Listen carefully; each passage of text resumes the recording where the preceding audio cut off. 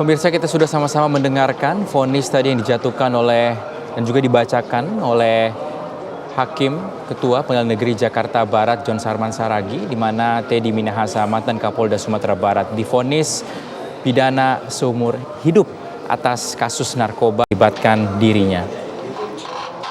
Nampak saat ini Majelis Hakim Pengadilan Negeri Jakarta Barat masih membacakan sejumlah pertimbangan dan juga poin-poin dalam putusan untuk terdakwa Teddy Minahasa setelah divonis seumur hidup dalam kasus narkotika bersama dengan sejumlah terdakwa lainnya seperti Linda Pujiastuti, AKBP Dodi Prawira Negara, beberapa anggota Polri, juga Kompol Kasranto dan driver ataupun supir dari AKBP Dodi Prawira Negara, yaitu Syamsul Ma'arif.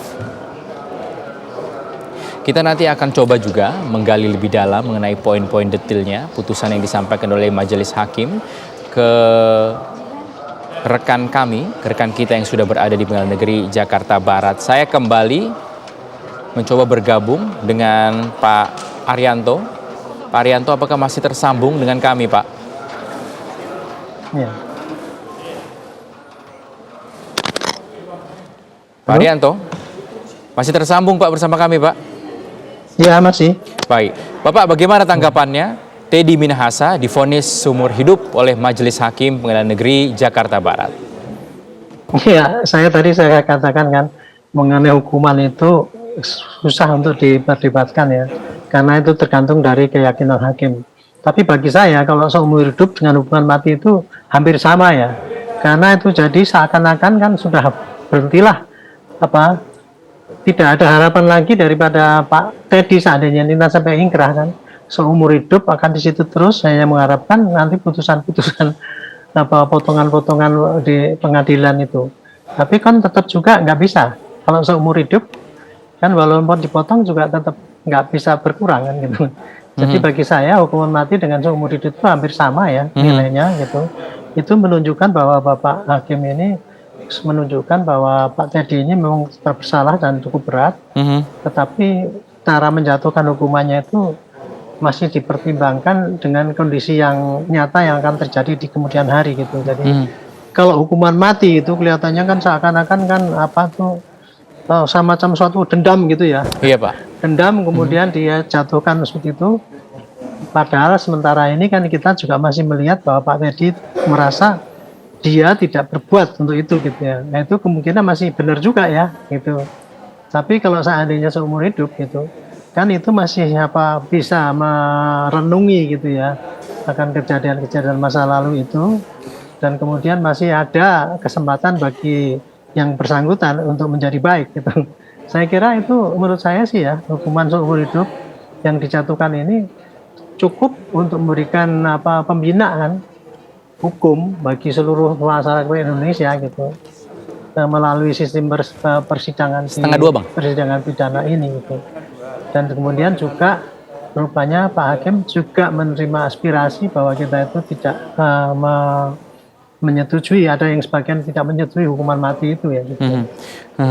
Pak Arianto, kecuali kalau seandainya Pak Teddy ini memang betul-betul terbukti mutlak gitu ya, bahwa dia itu memang mengedarkan kemudian kayak semacam yang dulu-dulu itulah, gembong narkoba yang sudah sampai di dalam lapas pun masih berbuat seperti itu patutlah segera dihukum mati itu.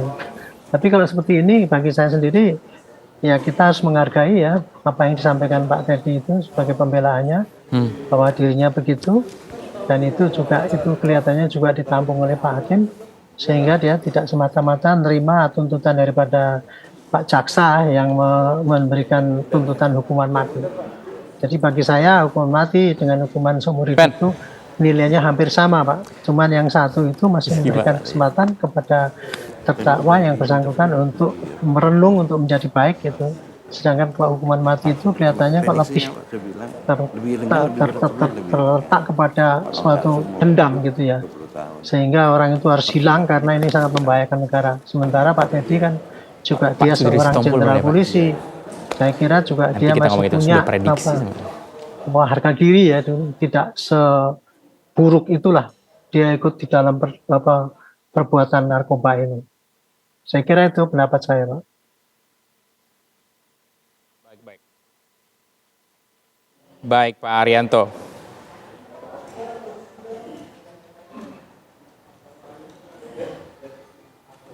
Baik. Ini kita lihat suasana persidangan, pemirsa. Terima kasih Pak Arianto atas kesempatannya untuk pemirsa TV One dalam breaking news hari ini untuk sidang vonis terdakwa Teddy Minahasa yang hari ini divonis atau mendapat putusan dari majelis hakim seumur hidup. Saya juga sudah bergabung bersama narasumber saya, pemirsa. Di studio sudah bergabung Pak Cudri Sitompul, pakar hukum pidana. Assalamualaikum, selamat siang Pak Cudri. Waalaikumsalam warahmatullahi wabarakatuh. Selamat siang.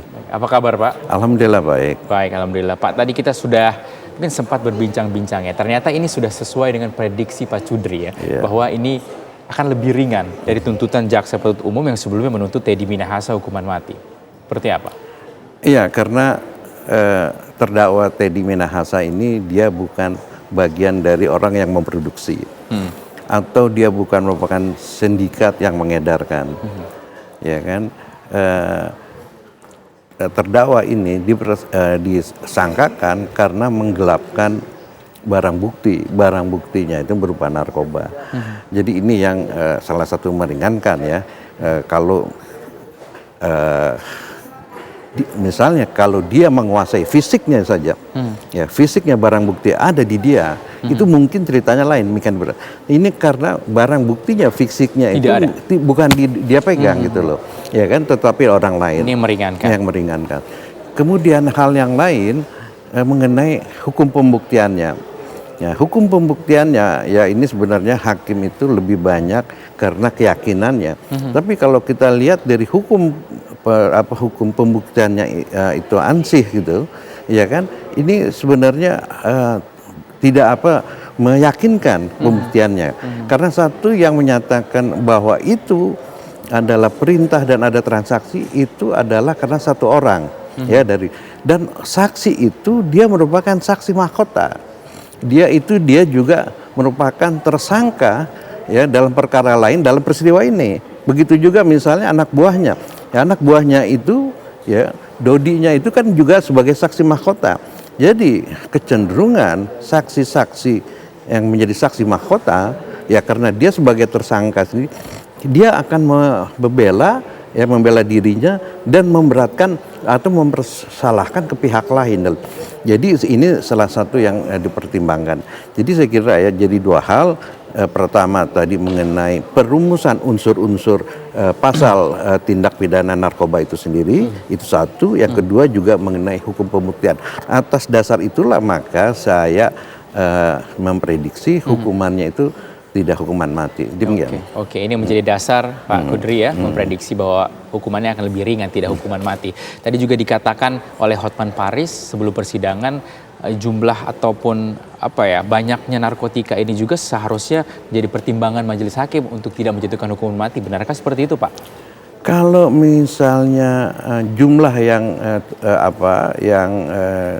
terungkap di persidangan sama ini itu saya kira kalau itu berbeda mestinya dia dibebaskan karena apa yang dibuktikan dengan apa yang didakwakan beda. Tetapi dalam hal ini kan dibilang barang bukti yang ada ini sebagian dari barang bukti yang lain gitu. Jadi yang lain itu ada gitu. Ya, itu ya. Jadi yang mungkin ini pengacaranya Hotman Paris melihat dari ansihnya yang ada yang di pembuktian. Tapi kan sudah dikatakan ini bagian daripada yang besar gitu loh. Ya kan yang besarnya itu ada kecuali yang besarnya tidak terbukti gitu loh. Ya kan? Nah, ini yang kecilnya itu adalah sampel dari apa yang besar, jadi bukan tidak terbukti. Kalau yang saya katakan, kalau misalnya yang lainnya nggak ada, itu dia harus dibebaskan. Ya, kalau itu begitu ceritanya ya. Apakah ini juga nanti akan atau menjadi pertanda begitu ya? Terdakwa lain dalam kasus yang sama ini juga ada AKBP Dodi Prawira Negara dan juga Linda Pujastuti ataupun Anita Cepu ini akan mendapatkan hukuman yang lebih ringan juga, Pak Kudri? Menurut perkiraan saya minimal sama dengan tuntutan penuntut umum. Kenapa demikian, Pak? Karena satu, kalau yang terdakwa yang siapa? Linda, Dodi. Ya, Linda ini terbukti dia memang adalah pengedar.